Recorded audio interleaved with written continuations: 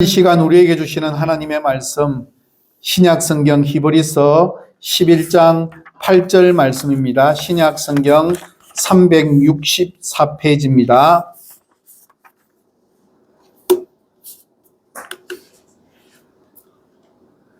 히브리서 11장 8절 말씀을 저와 여러분이 함께 말씀을 합독하도록 하시겠습니다.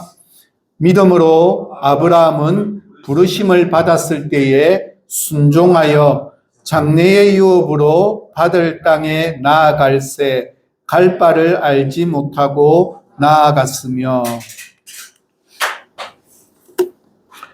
우리나라 식당들이 제일 좋아하고 선호하는 문구가 하나 있습니다. 수식어가 무엇일까요? 조사는 해보지 않았지만 많은 식당들이 원조라는 타이틀을 그래 좋아한답니다. 원조 아구찜, 원조 집불곰장어, 원조 돼지국밥, 원조 안동 강고등어. 이러다 보니까 유명한 원조 식당이 모여있는 먹거리 골목에 가면 의례적으로 서너 곳은 원조 중에 원조, 진짜 원조, 옛날부터 원조, 이런 소위 원조 식당 간판들이 곳곳에 붙어 있습니다.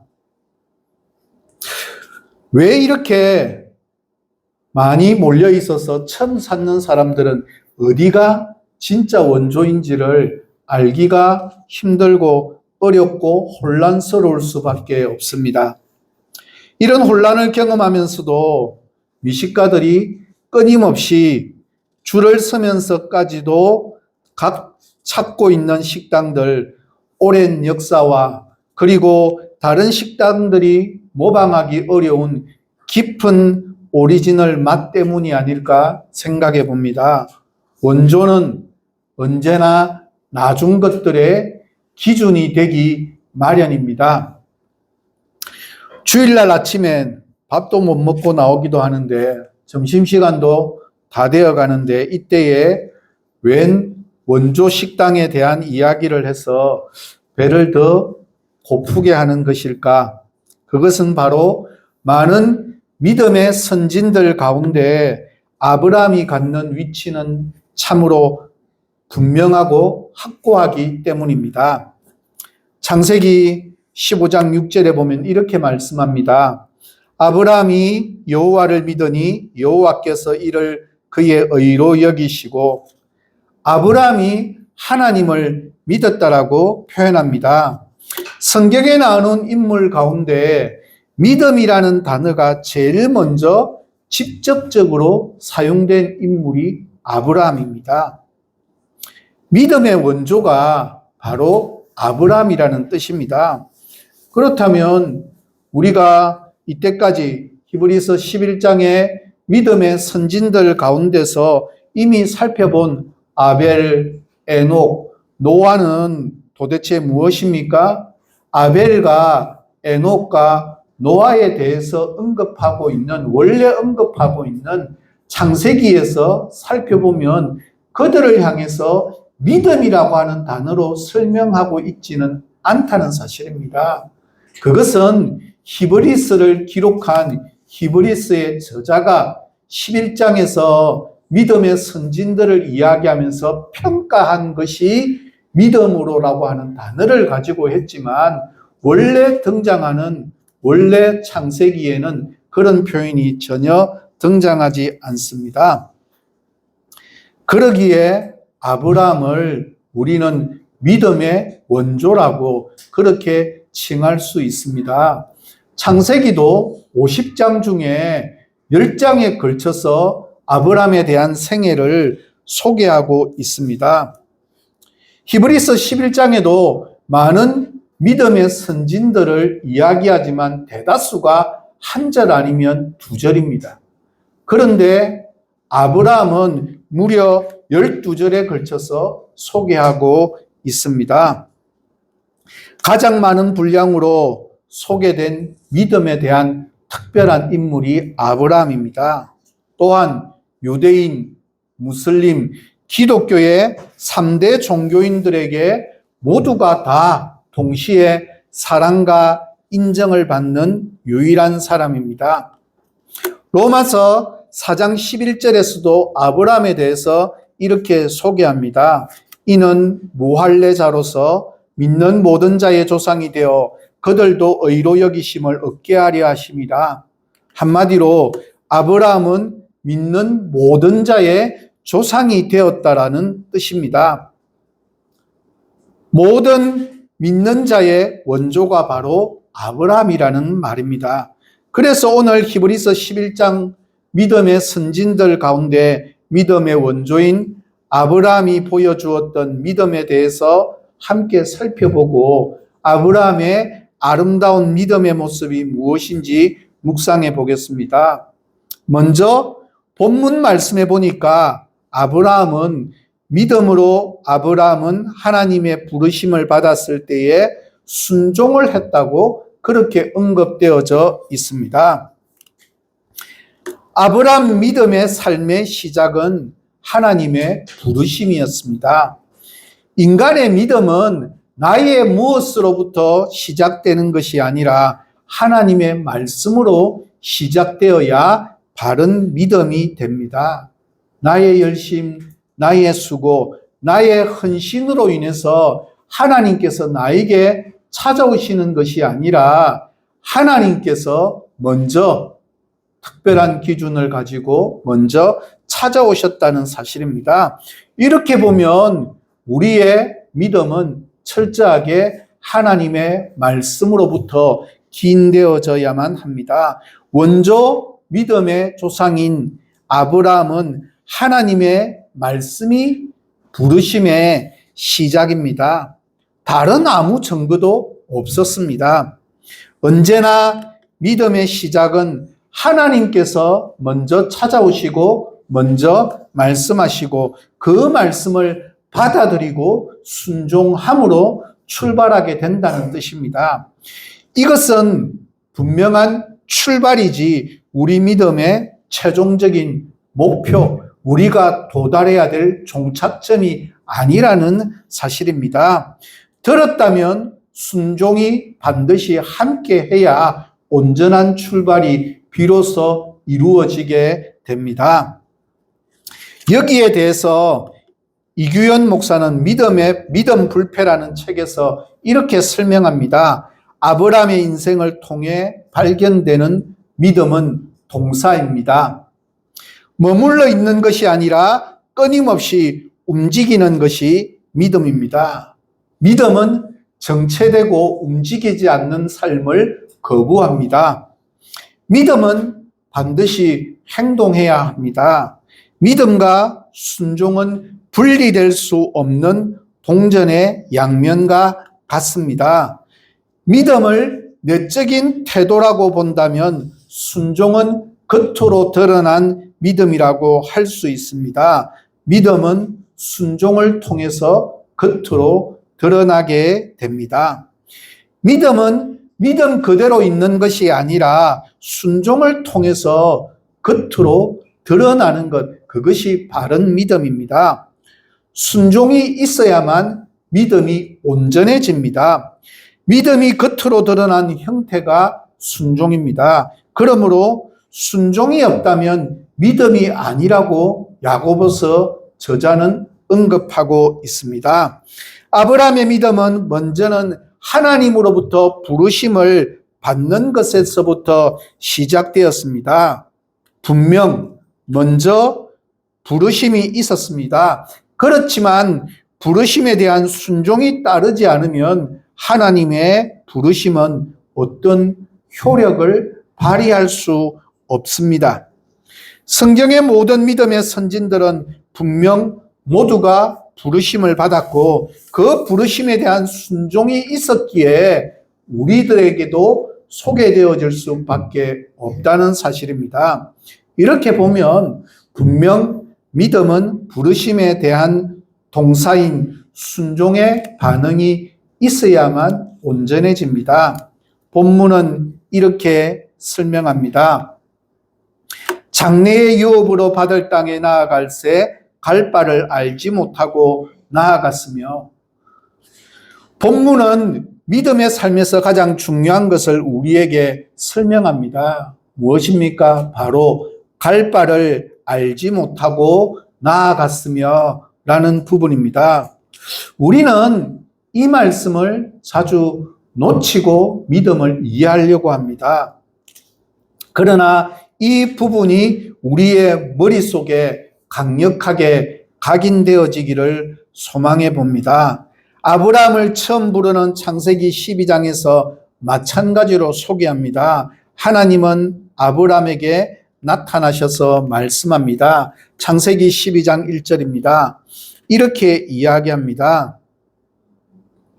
너는 너의 고향과 친척과 아버지의 집을 떠나 내가 네게 보여줄 땅으로 가라고 이야기합니다. 보여준 땅이 아니라 보여줄 땅이라고 그렇게 설명합니다. 여기서 아무것도 확정된 것이 없지만 앞으로라도 보여주게 되고 앞으로라도 설명하게 될 그것을 전적으로 믿고 받아들여야 역사가 일어난다라고 하는 뜻입니다.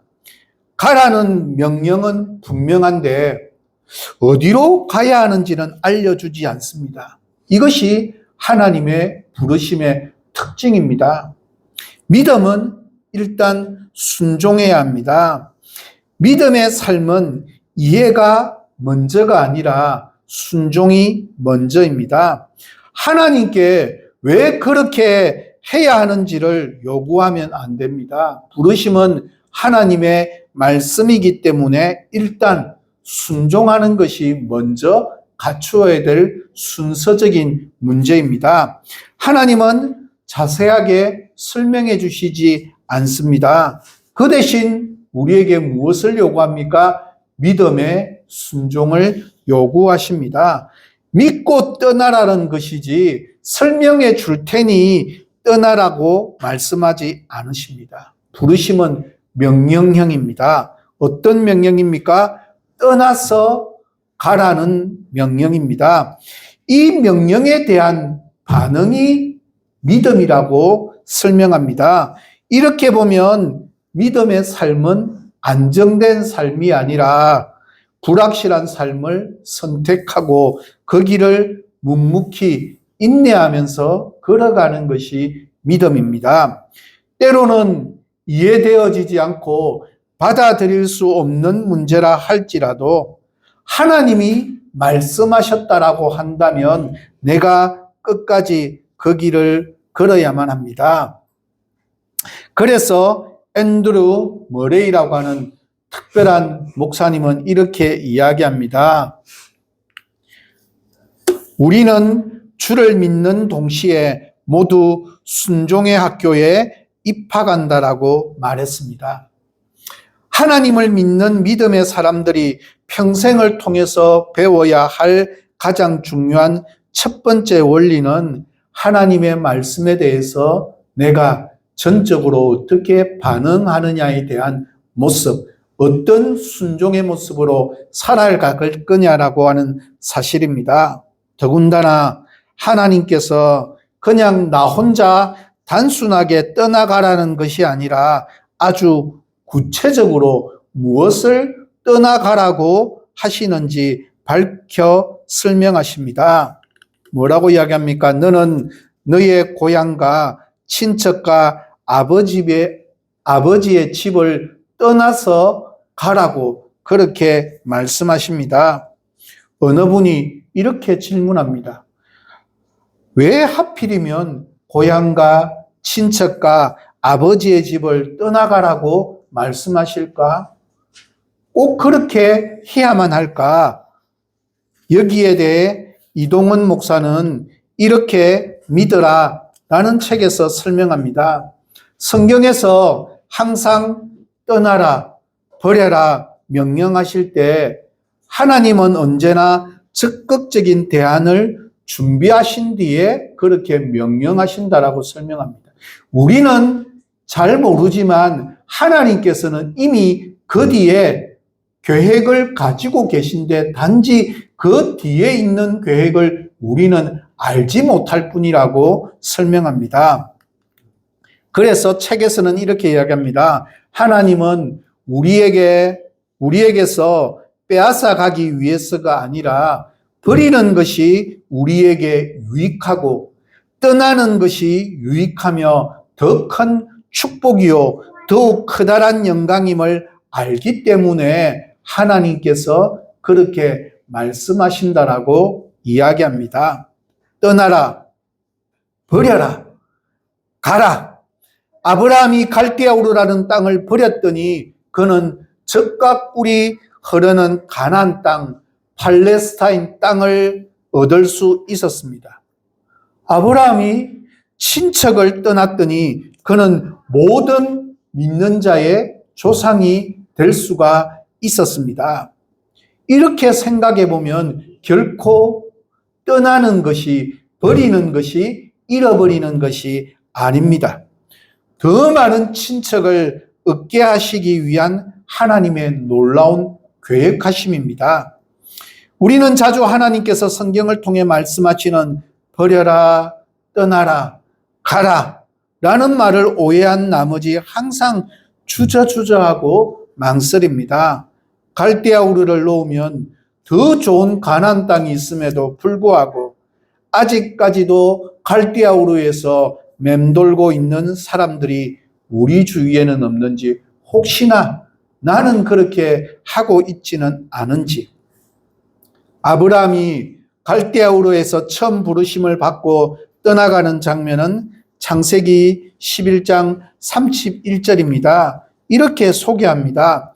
데라가 그 아들 아브람과 하란의 아들인 그의 손자 롯과 그의 며느리 아브람의 아내 사레를 데리고 갈대아인의 우르를 떠나 가나안 땅으로 가고자 하더니 하란에 이르러 거기 거류하였으며, 가나안 땅을 향해 나아가던 아브라함은 중간에 하란 땅에 머물게 됩니다. 이 하란 땅에서 아브라함의 일가는 몇 년의 긴 시간을 보냅니다. 아브라함은 계속 가야만 했습니다. 지체할 시간이 없었습니다. 젖과 꿀이 흐르는 가나안 땅을 향해서 전진해야만 했습니다. 게네니우스라는 언어학자는 하란이라는 단어를 통해서 흥미있는 사실을 설명합니다. 하란이라는 단어는 갈대어로 뜻이 낭비하며 지체하는 곳이라는 지명의 뜻을 가지고 있다고 설명합니다. 아브라함이 하란에서 지체한 세월은 한마디로 잃어버린 세월이고 낭비한 세월이었습니다. 그곳에서 아버지가 죽음을 맛보게 되고 아버지가 죽고 난 이후에야 그곳에서 떠나게 됩니다. 게세니우스는 그 아버지 데라에 관하여도 흥미로운 이야기를 끄집어냅니다. 그의 아버지 데나라는 말의 갈대어의 원래 뜻은 연기하다라고 하는 뜻이라고 설명합니다. 그래서 아브라함은 시간을 잃어버리면서 가야 할 길을 연기하고 있었습니다. 혹시나 나에게도 하란이나 데라라는 이름의 뜻처럼 내가 낭비하며 지체하고 있는 것은 없는지, 아니면 연기하다처럼 어떤 일을 선택하고 결정해야만 되는 일에 있어서 자꾸만 뒤로 연기하고 있는 것은 없는지, 무엇이 나의 믿음이 성장하는데 방해가 되는 하란과 데라는 없는지를 한번 점검해 봅시다. 분명 아브라함이 살던 시대도 혈연으로 뭉쳐진 사회여서 고향을 떠나 어디로 간다는 것은 많은 어려움과 위험을 감내해야만 함이 분명합니다.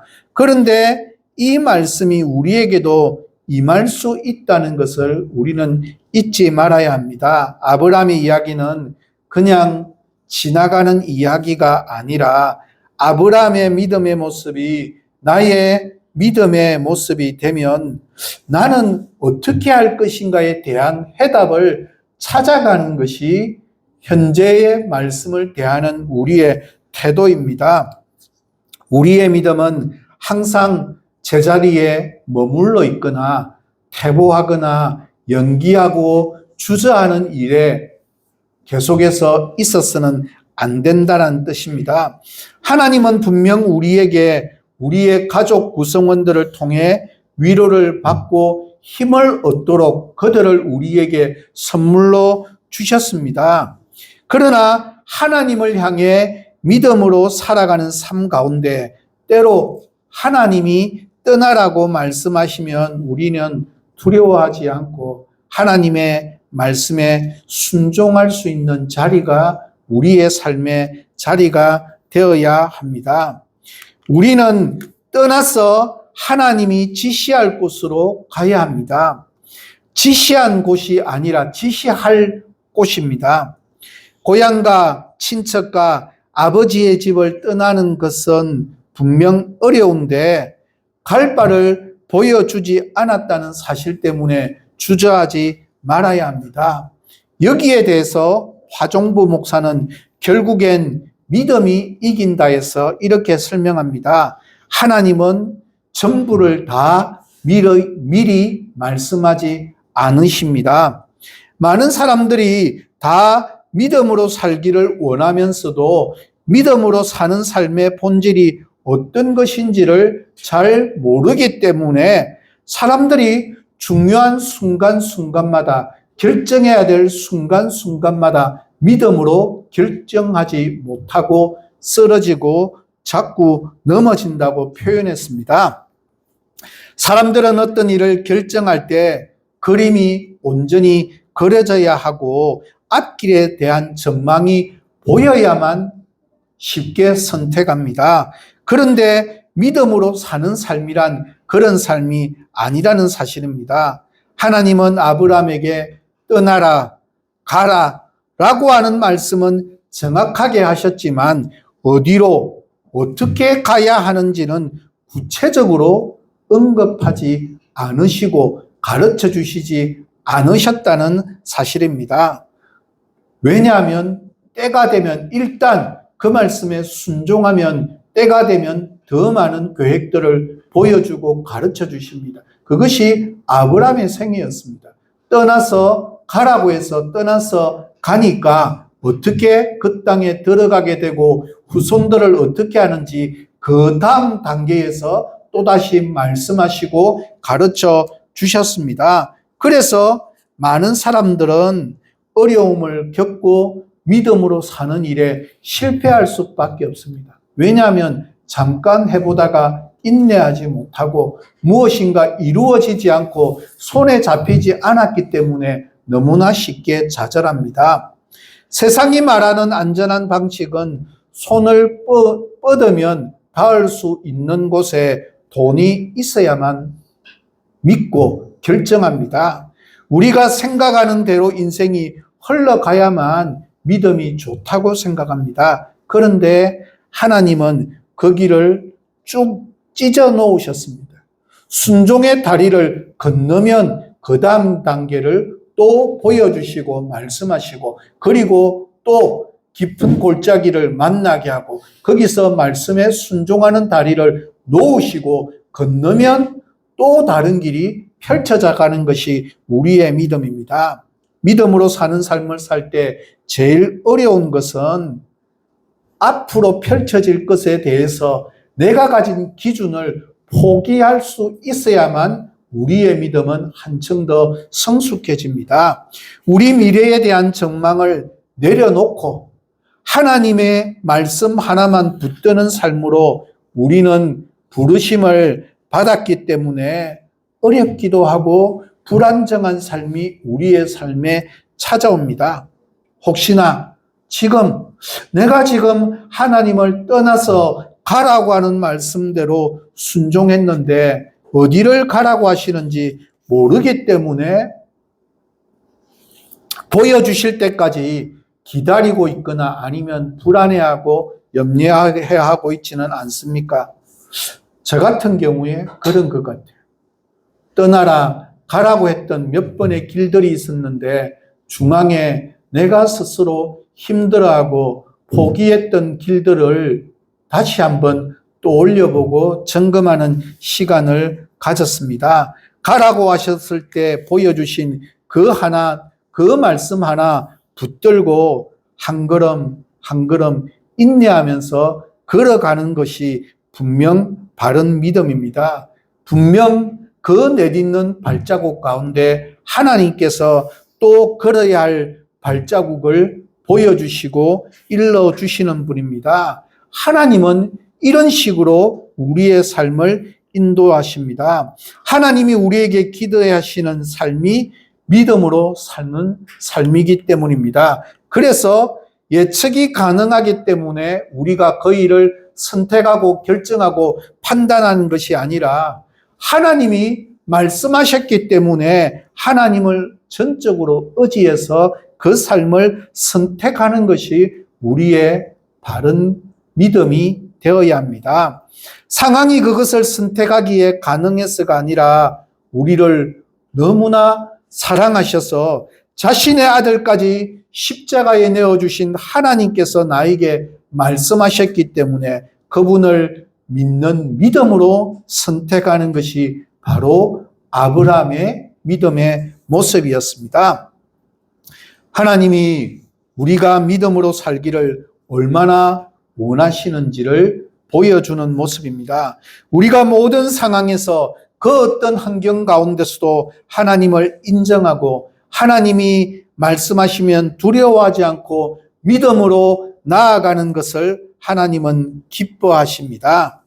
이런저런 예측 가능한 두려움이 있지만 하나님이 말씀하시면 그 말씀 하나를 붙들고 첫 발을 내딛기 시작하는 것이 바른 믿음의 모습입니다.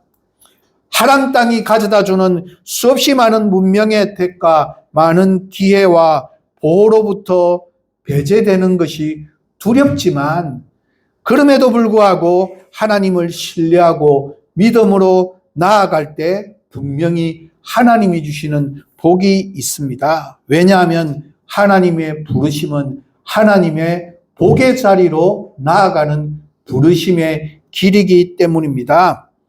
그래서 창세기 12장 2절과 3절에서 하나님은 그 복에 대해서 이렇게 말씀합니다. 우리 같이 한번 읽도록 하겠습니다.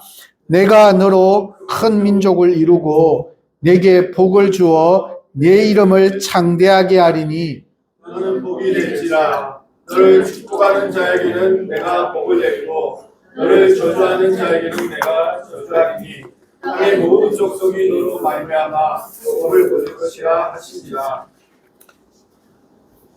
세상이 가장 좋아하는 것이 안전하고 복인데 그것으로부터 떠나야 진정한 안정과 복이 있다는 것이 하나님의 바른 복입니다. 먼저 말씀하시고 순종해서 떠나고 난 이후에 무엇이 주어졌습니까? 하나님의 복이 주어졌지 순종 안 하는데 복이 있기 때문에 그것을 순종하라고 말씀하지 않습니다. 하나님의 말씀의 원리는 순종하고 난 뒤에 그 결과로 다가오는 것입니다. 이것이 우리가 믿은 바이고 세상을 향해 선포하고 가르쳐야만 할 말씀입니다. 왜 이렇게 믿음이 중요한지 우리는 알아야 합니다. 단순히 나만 하나님의 복을 누리게 되는 것이 아니라 나를 통해서 순종하는 자를 통해서 하나님의 복이 흘러가는 복의 통로, 축복의 통로가 되도록 만들기 때문에 믿음에 있어서 순종이 중요합니다. 이것이 하나님이 우리를 먼저 하나님 백성 삼으신 진짜 이유입니다. 오늘 본문 8절은 믿음으로라는 단어로 시작해서 이 믿음이 어떤 믿음인지를 설명하면서 하나님의 부르심에 대한 순종이라고 설명합니다. 하나님의 부르심에 순종한 것이 그래서 하나님의 복을 받았고 믿음의 원조가 되도록 만든 것이 아브라함이 우리에게 보여준 믿음의 모습입니다. 포항에 가면 유명한 크리스찬 대학이 있습니다. 학교 이름이 무엇입니까? 한동대학교입니다. 이 한동대학교에 처음부터 초대 총장으로 부임해서 이후에 19년간 4번의 총장을 연임하셨고 1995년도 임명사전에 미국의 과학자들이라고 하는 임명사전에 한국인 최초로 수록된 김영길 총장님께서 이 한동대학교로 가시게 된 배경이 바로 아브라함의 부르심에 대한 순종에 대한 설교를 듣고 한동대학교 초대 총장으로 가시게 되었다라고 간증하는 것을 들었습니다. 미국 우주항공국에서 평생 교수로 있을 수 있는 모든 조건을 다 물리치고 한국에 있는 카이스트 종신교수로 오시고 난 이후에 얼마 지나지 않았을 때 한동대학교 설립을 준비하던 이사장으로부터 한번 만나자는 이야기를 듣고 만났는데 그 자리에서 초대 총장 제의를 받고 즉각적으로 노우라고 대답했답니다.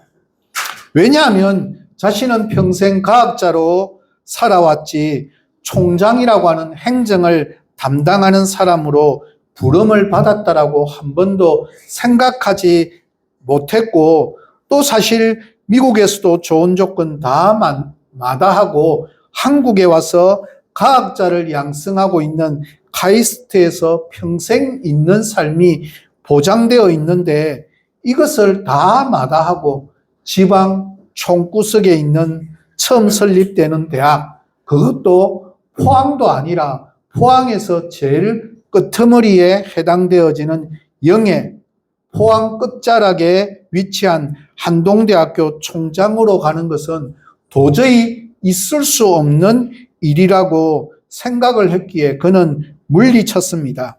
이때 이사장이 말합니다. 기도 많이 하는 믿음 좋은 분이라고 소개받고 왔는데 기도 한 번도 안 하시고 어떻게 그냥 노우라고 말씀하시는 것을 보니 별로 원하지 않는다라고, 자신도 별로 이런 사람이라면 자기도 원하지 않는다라고 돌아섰다고 이야기합니다.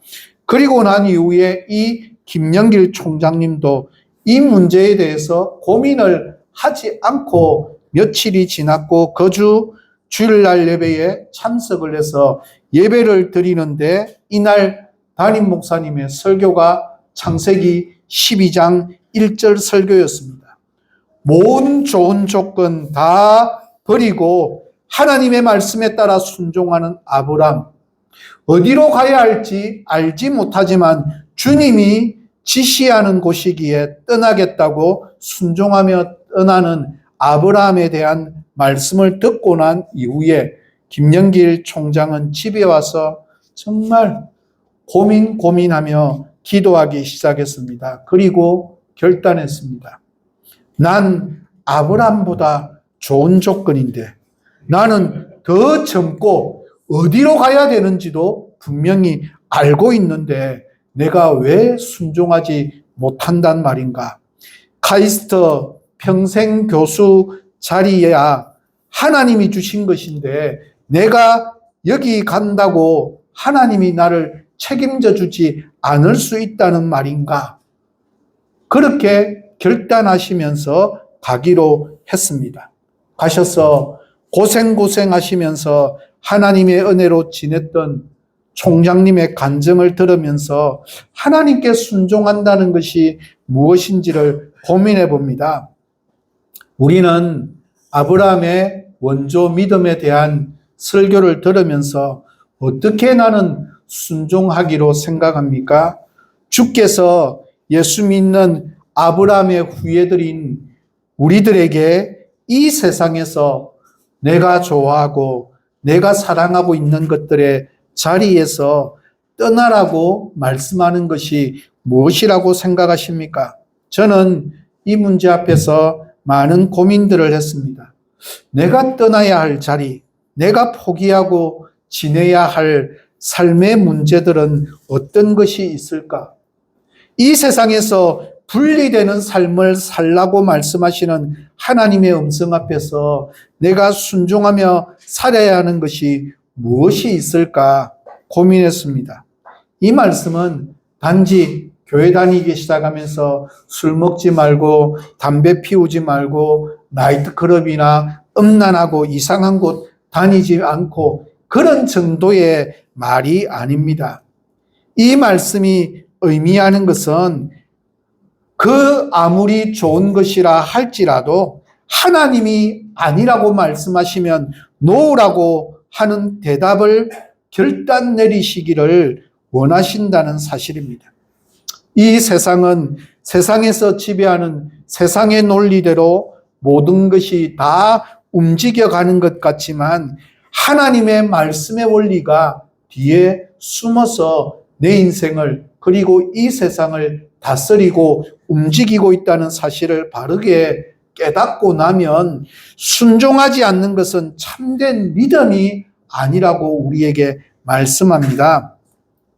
이 세상의 생각이나 기준에 따라서 이 세상의 풍조와 물결을 따라서 살던 우리의 삶에서 거꾸로 올라가는 것이 우리의 믿음이 되어야 한다고 말씀합니다. 그래서 8절 말씀에서 분명히 기억해야 하는 단어가 바로 부르심을 받았을 때에 갈 바를 알지 못하고 나아갔으며입니다.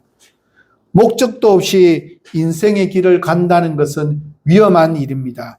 그러나 아브라함이 아무것도 모르고 갔다는 생각은 접으시기 바랍니다. 아브라함은 갈 바를 알지 못했습니다. 하지만 한 가지 너무나 분명하게 알고 있는 한 가지가 있습니다. 자기를 찾아오신 하나님의 음성을 듣고 나아가고 있다는 사실입니다.